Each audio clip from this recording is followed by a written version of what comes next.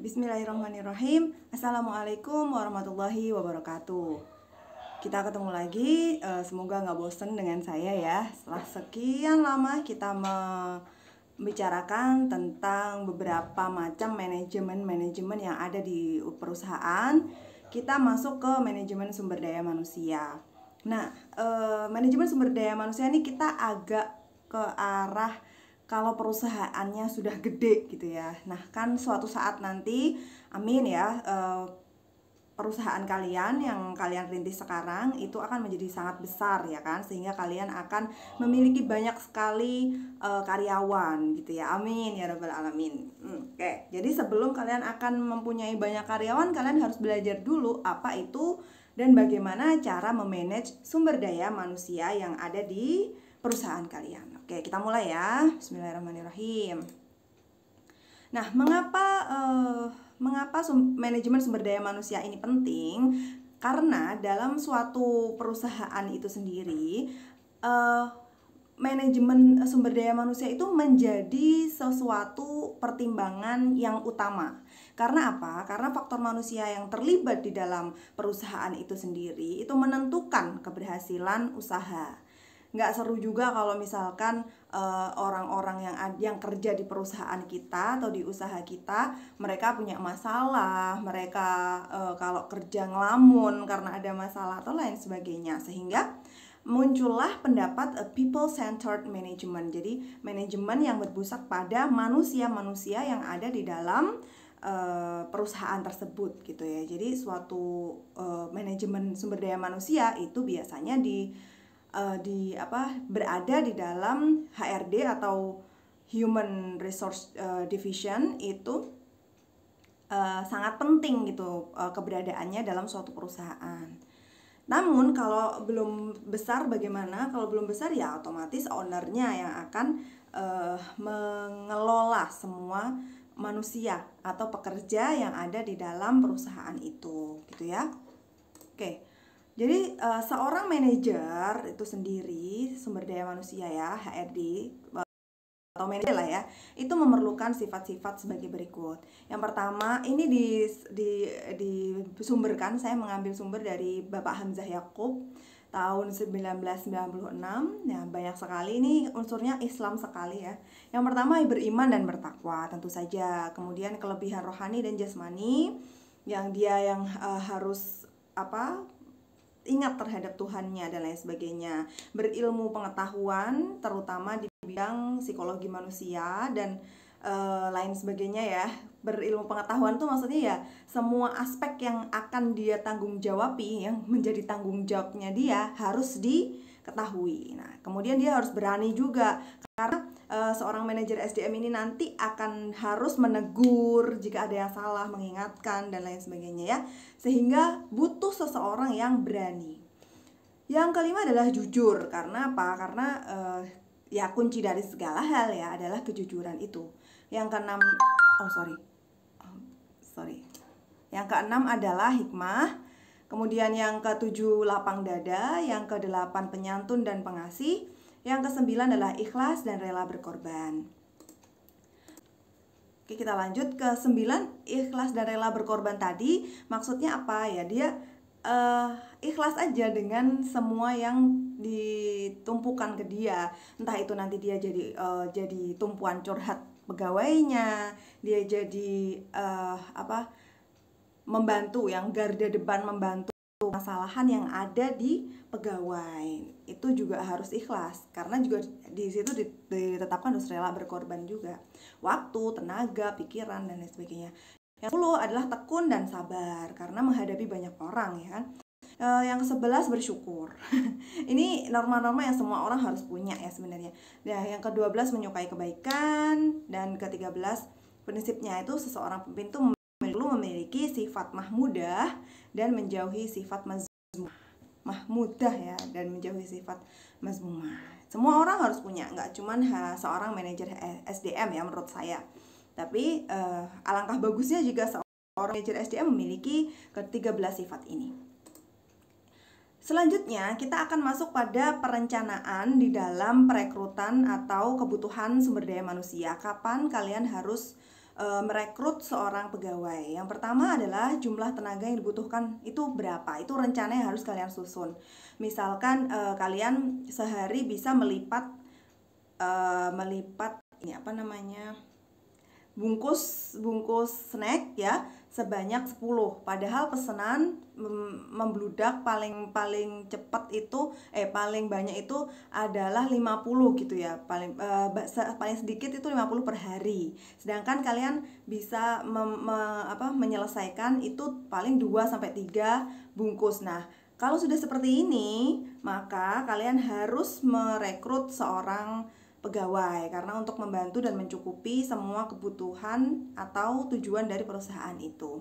Nah, berapa? Nah, itu di rata-rata. Misalkan produksi yang diinginkan sehari 5 bungkus, sedangkan kalian hanya bisa 3 sampai 2 bungkus, berarti di rata-rata satu orang itu bisa menghandle 2 sampai 3 bungkus. Sehingga kalian hanya perlu satu orang untuk menambah pekerjaan membantu pekerjaan Anda.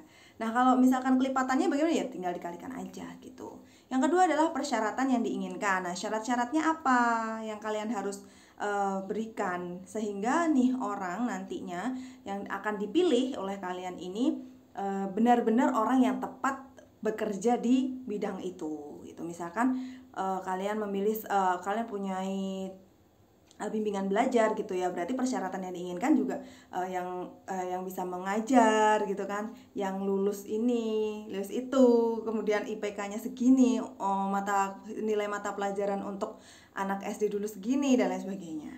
Alangkah baiknya lagi kalau background akademiknya sama dengan apa yang akan dia lakukan saat itu. Yang ketiga adalah pertimbangan kondisi saat ini. Perusahaan ya, pertimbangan kondisi perusahaan saat ini dan prediksi kondisi perusahaan di masa mendatang, karena pasti akan ada prediksi gitu ya. Sedangkan di perencanaan itu kita nggak bisa langsung ambil SDM gitu, kita harus melalui beberapa tahapan seperti seleksi, kemudian rekrutmen dan lain sebagainya, wawancara, pelatihan dan lain sebagainya. Nanti kita bahas satu-satu, oke. Jadi perencanaan itu penting ya, jumlah tenaganya berapa, persyaratan yang diinginkannya apa. Kemudian masuk ke seleksi perekrutan nih. Setelah kalian tahu berapa SDM yang akan kalian rekrut, apa saja syaratnya, maka seleksi orang yang memiliki kemampuan dan keterampilan yang memenuhi nih kualifikasi dari pekerjaan yang tersedia. Nah, ini akan menjadikan SDM yang akan kalian pakai nantinya adalah SDM yang berkualitas. Yang pertama, seleksi perekrutan itu biasanya adalah seleksi administrasi dulu. Dari data-data atau kurikulum vitae, dari data atau kurikulum vitae yang dimiliki oleh calon pekerja, misalkan lulusan mana dan lain sebagainya gitu ya, background akademik, pengalaman kerja, tinggalnya di mana, pernah dapat gaji berapa misalkan ya, itu ada di CV, semuanya dilampirkan di situ kan, dan lampiran-lampirannya KTP dan sebagainya. Di seleksi administrasinya dulu dicari sesuai dengan yang kita inginkan. Habis itu tes umum itu akademiknya ya, biasanya ada tes matematika dan lain sebagainya, tes akademik yang umum itu. Kemudian wawancara, setelah hasilnya keluar, wawancara diminta menjelaskan, dilihat dari sini, dilihat dulu nih orang komunikasinya bagus atau tidak, nyambung atau enggak kalau ngomong, terus ada permasalahan temperamen atau tidak, itu bisa dilihat dari tes wawancara ini.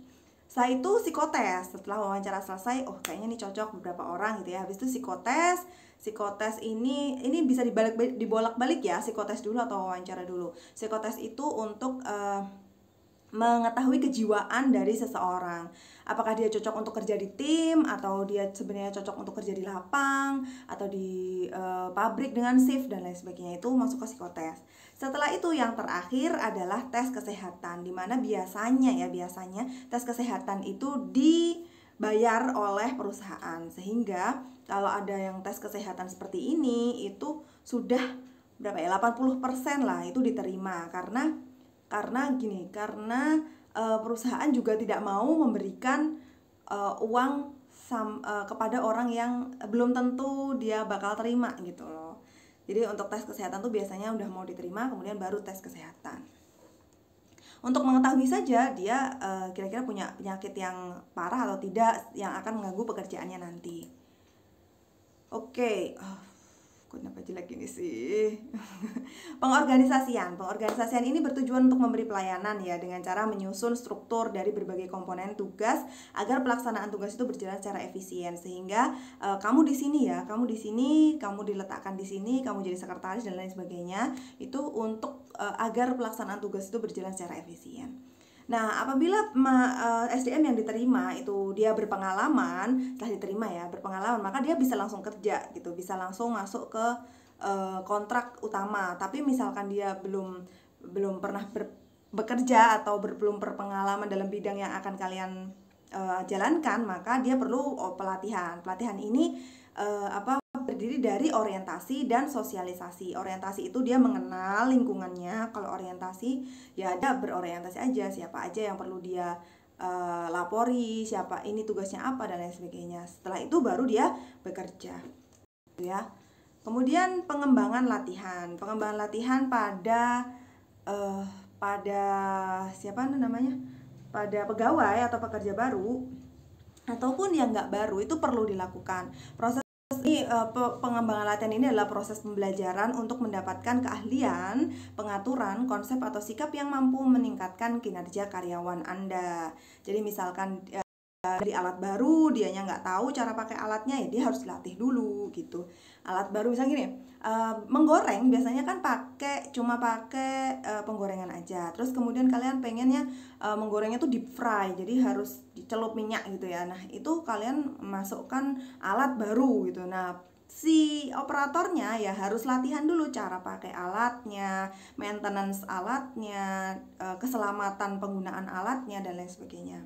Nah, pelatihan karyawan ini diatur dalam undang-undang ya, tahun 2003, pasal 6 tahun nomor 13 tahun 2003 berisi tentang ketenagakerjaan atau UU Ketenagakerjaan, di mana pelatihan kerja itu diselenggarakan dan diarahkan untuk membekali, meningkatkan dan mengembangkan kompetensi kerja guna meningkatkan kemampuan, produktivitas dan kesejahteraan si pegawai atau pekerja gitu. Nah, setelah adanya pelatihan, kemudian pengarahan, orientasi dan lain sebagainya tadi, kita harus mengawasi dan mengevaluasi sumber daya manusia yang ada di perusahaan kita. Tujuannya apa? Agar hasil pekerjaan karyawan tersebut sesuai dengan sasaran atau tujuan perusahaan. Di mana hasil pekerjaan karyawan ini dibandingkan nih dengan standar hasil yang kita sepakati. Misalkan tadi ya membungkus gitu ya, sepakatnya ya kamu kalau bisa sehari itu 3 bungkus gitu untuk hasil kerjamu. Nah hasil yang dia lakukan itu dibandingkan dengan standar yang kita sepakati tadi. Kamu harusnya 3, kenapa kok 2 aja, atau kenapa kok 1 aja hasilnya gitu. Nah ini hasil dibandingkan dengan standar. Nah, beberapa standar hasil yang bisa dijadikan untuk evaluasi antara lain ada 4. Yang pertama yaitu kuantitas hasil atau jumlah produk yang dihasilkan, yang kayak tadi ya. Kamu harusnya bungkus 3 tapi kenapa harus 2 gitu, atau kamu harusnya 3 tapi kamu bisa bungkus 4, wah kamu hebat. Nah itu ada nanti ya kompensasinya. Yang kedua adalah kualitas hasil. Nah setelah dilihat bisa bungkus 4 tapi kok bungkusnya jelek gitu, misalkan ada yang bolong sana sini, 1 bungkus bulk besar itu isinya kurang atau dan lain sebagainya, kualitasnya tuh jelek hasilnya. Nah ini bisa juga menjadi evaluasi. Selain itu biaya yang digunakan gitu ya oleh pekerja ini untuk menghasilkan pekerjaan yang kita minta gitu. Yang biasanya sih jasa ya, ini perusahaan jasa ini biaya. Kemudian yang 4 adalah berdasarkan waktu pengerjaannya. Harusnya 1 hari sudah jadi tapi belum jadi gitu ya. Ya pokoknya itu ya, berdasarkan waktu, kuantitas, kualitas, dan biaya. Nah karyawan ini dapat memperbaiki kesalahan apabila kita memberitahu dia bahwa dia salah gitu. Kalau kita tidak bisa mengevaluasi dia tidak akan bisa memperbaiki apa yang dia lakukan gitu, apa yang menurut kita salah gitu kan. Sehingga perusahaan tuh akan turun terus kinerjanya kalau tidak kita evaluasi. Sehingga mereka bisa belajar supaya bisa melakukan pekerjaan dengan baik, benar, dan cepat. Oke. Setelah diawasi, kemudian diorientasi dan sebagainya, dievaluasi, kita juga harus mengkompensasi, ya kan? Kompensasi itu adalah pemberian yang diberikan kepada pekerja sebagai balas jasa atas kontribusinya yang diberikan kepada perusahaan. Kompensasi ini diatur ya dalam Peraturan Pemerintah Nomor 35 Tahun 2021 tentang Perjanjian Kerja Waktu Tertentu, Alih Daya, Waktu Kerja, dan Waktu Istirahat. Dan juga Batasan Hubungan Kerja ada di PP Nomor 35 Tahun 2021, di mana pengusaha itu wajib memberikan uang kompensasi kepada pekerja atau buruh yang menghubungkan kerjanya berdasarkan PKWT itu ya, Perjanjian Kerja Waktu Tertentu, tulis ayat 1 pasal 15 itu. Nah, kompensasi yang diberikan tidak hanya dalam bentuk uang nih ya, teman-teman, adik-adik. Nah, selain uang, ada banyak hal yang bisa kita berikan untuk membalas jasa mereka. Yang pertama tentu saja uang ya kan, karena uang itu adalah alat tukar yang sah di negara kita. Itu bisa berupa upah atau gaji, karena berbeda ya upah dan gaji itu. Kalau gaji itu berdasarkan waktu tertentu, kalau upah adalah pemberian uang yang tidak didasarkan pada kurun waktu tertentu. Nah, ada juga insentif, ada juga kepemilikan saham. Misalkan kalau kamu bisa menghasilkan lebih banyak pelanggan untuk kita, misalkan dia kerja marketing ke kita ya, maka saya berikan kepemilikan saham di perusahaan ini 2 lot misalkan gitu. Itu bagus juga.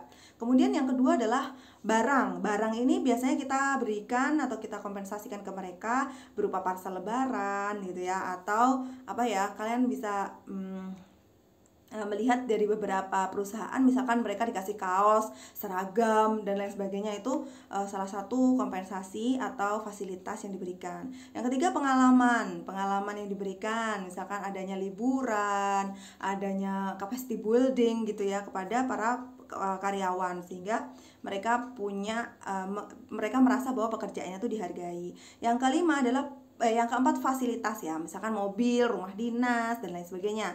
Kemudian yang 5, penjaminan diri, kayak BPJS Kesehatan. Itu kan kalau kamu sakit pasti ditanggung gitu kan, BPJS Ketenagakerjaan. Nah, ini bedanya apa, kalian coba cari tahu ya. Kesehatan sama ketenagakerjaan itu bedanya apa BPJS-nya. Yang kayak tunjangan perumahan juga, tunjangan hari tua, dan asuransi lainnya. Kalau ada suatu perusahaan yang nggak pakai BPJS, biasanya mereka pakai asuransi yang lain. Nah, besar kecilnya kompensasi ini berdasarkan pertimbangan dengan kondisi keuangan perusahaan dan besar kontribusi karyawan pada perusahaan itu juga. Semakin besar dia tanggung jawabnya, semakin banyak kompensasi yang harus kalian berikan. Tuh. Kemudian hak dan kewajiban pekerja. Hak dan kewajiban pekerja ini antara lain yaitu kewajibannya. Yang adalah menjalankan tugas sesuai dengan tupoksi atau tugas pokok dan fungsi. Nah, bertanggung jawab atas apa yang diperbuat, jujur dan amanah. Sedangkan haknya yaitu menerima upah atau gaji, dan fasilitas lainnya telah disepakati di dalam kontrak. Selanjutnya adalah hak dan kewajiban pemilik usaha. Nah, kewajiban pemilik usaha itu membayar upah atau gaji karyawan dengan tepat waktu sesuai kesepakatan. Jadi kalau misalkan nggak tepat waktu ya dia sebenarnya nggak menjalankan kewajibannya dengan benar. Yang kedua adalah bertanggung jawab atas keselamatan dan kesejahteraan pekerja. Oleh karena itu wajib adanya BPJS tadi ya, asuransi kesehatan dan ketenagakerjaan. Yang ketiga adalah membantu dan memperingatkan pekerja, yang fungsi evaluasi dan pengawasan tadi ya. Yang selanjutnya adalah haknya cuma 2, yaitu menerima hasil pekerjaan dari pekerja dan menerima keuntungan dari perusahaan. Gitu ya, itu pemilik usaha.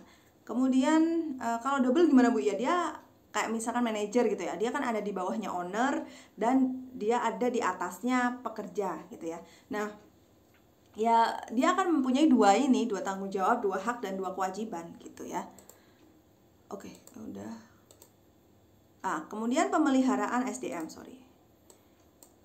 Pemeliharaan SDM ini tujuannya untuk apa sih? Kenapa kok sumber daya manusia kita harus dipelihara gitu ya? Maksudnya dipertahankan ini. Nah, ini tujuannya tuh mempertahankan dan meningkatkan kondisi yang telah ada, entah itu hawa kerja atau apa sih namanya, lingkungan kerja, semangat kerjanya mereka dan lain sebagainya itu, sehingga kerjasama antara karyawan dan perusahaan berjalan dalam jangka waktu yang panjang. Mereka betah kerja di kita senang dengan pekerjaan mereka. Nah, kemudian pemeliharaan SDM ini meliputi apa? Meliputi satu, kondisi mental. Mentalnya ini loh, mereka juga nggak boleh ditekan, nggak boleh terlalu dipaksa gitu ya. Tapi ya kalau kita sedikit menekan, kita harus mengkompensasinya. Misalkan kamu harus kerja lebih dari 8 jam ya, misalkan 9 jam ya, berarti 1 jam itu dikasih kompensasi uang lembur misalkan, atau liburan nanti cutinya tambah dan lain sebagainya. Nah, kondisi mental ini bisa kita perbaiki dengan kebiasaan sholat duha ya kan. Kemudian ada layanan psikolog yang ada di perusahaan kita, kerjasama nih sama psikolog gitu ya. Sehingga kalau si pekerja ini punya keluh kesah, dia bisa menghubungi psikolog ini.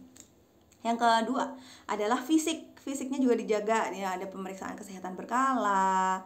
Kemudian check up bersama gitu, atau ini ya senam bugar bersama di Jumat pagi gitu ya, biasanya kalau di kampus kayak gitu ya. Salah satu cara kampus memelihara sumber daya manusianya, baik dosen maupun tenaga pendidikan, dari segi fisiknya ya. Kemudian yang ketiga adalah loyalitas pekerja. Sorry, untuk fisik tadi juga ini ya, penjaminan kesehatan juga ya, kayak misalkan menyediakan klinik dokter di perusahaan itu juga perlu. Atau kalau kalian masih kecil gitu ya, perusahaannya ya nggak masalah, kalian bisa bawa ke puskesmas. Yang penting ada P3K aja di perusahaan kalian, itu sudah menunjukkan bahwa kalian memelihara secara fisik SDM kalian. Loyalitas pekerja. Nah, ini bisa building dengan adanya outbound, peningkatan kapasitas dan loyalitas. Biasanya perusahaan-perusahaan kecil kayak gitu tuh, atau perusahaan besar juga kayak gitu. Semua karyawannya diajak ke Jatim Park atau kemana, terus kemudian mereka melakukan permainan kerjasama dan lain sebagainya. Itu memelihara atau meningkatkan loyalitas pekerja. Mereka seneng tinggal kerja sama kita. Nah, jika semuanya sudah kita lakukan nih, kemudian kita harus mendapatkan seseorang pekerja yang ya gimana ya, mau dipelihara terus ngabisin duit gitu ya. Kalau nggak dipelihara, dia ya emang harus kita berhentikan aja. Nah, kita masuk ke bab pemberhentian pekerja. Terjadi ya, hal ini terjadi apabila salah satu atau kedua belah pihak merasa dirugikan. Bisa jadi mereka nggak suka sama kita, atau kita juga nggak suka sama mereka. Nah, nggak sukanya tuh kenapa ya? Pasti ada kerugian di antara pekerja dan pemilik gitu ya. Biasanya ini dilakukan semasa karyawannya masih hidup, kurang P tuh, semasa masih hidup dan masih dalam kontrak kerja. Dimana kalau misalkan kontrak kerja itu ya, kalau misalkan mereka yang mengundurkan diri, maka mungkin ada penalti. Tapi misalkan kita yang berhentikan mereka, kita yang memberikan mereka pesangon. Pencegahan kerugian akibat perusahaan pemberhentian. Berhentikan pekerja tuh juga rugi loh di kita. Yaitu apa? Kerugiannya adalah yang pertama, mereka itu nanti akan sudah pakai dana kita untuk pelatihan, meningkatkan skill mereka ya kan. Terus mereka juga sudah ngabisin dana kita untuk seleksi, tes psikotes, tes kesehatan dan lain sebagainya. Itu rugi. Sehingga jika untuk mencegah agar kita tidak memberhentikan seorang pekerja, itu dari awal mula seleksi karyawan itu lebih ketat. Jadi dia harus yang benar-benar baik sesuai dengan apa yang kita inginkan. Nah, kemudian yang kedua adalah adanya masa percobaan kerja. Jadi dicoba dulu gitu, 3 bulan ya kontraknya ya, 3 bulan. Kalau misalkan 3 bulan ini kamu bagus kerjanya, saya lanjutkan kontrak tahunan, misalkan kayak gitu. Nah, itu akan mengurangi biaya pelatihan, biaya mendaftarkan dia jadi BPJS Ketenagakerjaan di perusahaan kita dan lain sebagainya gitu ya. Kemudian yang ketiga adalah adanya surat peringatan sebelum pemberhentian. Misalkan dia ketahuan mengecewakan pelanggan gitu ya. Nah, kita kasih tuh SP, kamu jangan kayak gitu lagi, kamu SP 1 sampai SP 2 kamu nggak berubah, kamu saya PHK gitu. Itu bisa. Kemudian pesangon. Nah, pesangon ini diatur juga oleh negara seperti yang tertuang di Peraturan Pemerintah Nomor 35 Tahun 2021 tentang PHK tadi ya, bahwa Bagi karyawan korban PHK berdasarkan masa kerjanya masing-masing karyawan diberikan pesangon gitu. Nah, itu tanggung jawab kita. Kalau kita mau berhadiah, maka kita harus kasih dia pesangon. Yang pertama adalah masa kerja kurang dari 1 tahun, maka pesangonnya 1 bulan gaji. Kemudian ini ya turut-turut terus sampai masa kerja 4 tahun atau lebih tetapi kurang dari 5 tahun, maka pesangonnya 5 bulan gaji. Jadi setiap tahunnya itu 1 bulan gaji. Masa kerja 8 tahun atau lebih, maka pesangonnya 9 bulan gaji. Misalkan mereka kerja di kita 15 tahun, ya 9 bulan gaji tetap pesangonnya. Nah, pengurangan pesangon kepada korban PHK ini atau kepada pekerja yang kita PHK itu ada beberapa hal yang bisa dimaklumi untuk kita mengurangi pesangonnya. Misalkan dia harusnya dapat 9 kali gaji pesangonnya, tapi kita bisa mengurangi 5 bulan gaji saja dengan catatan satu, perusahaan kita pailit, naudzubillah min dzalik ya.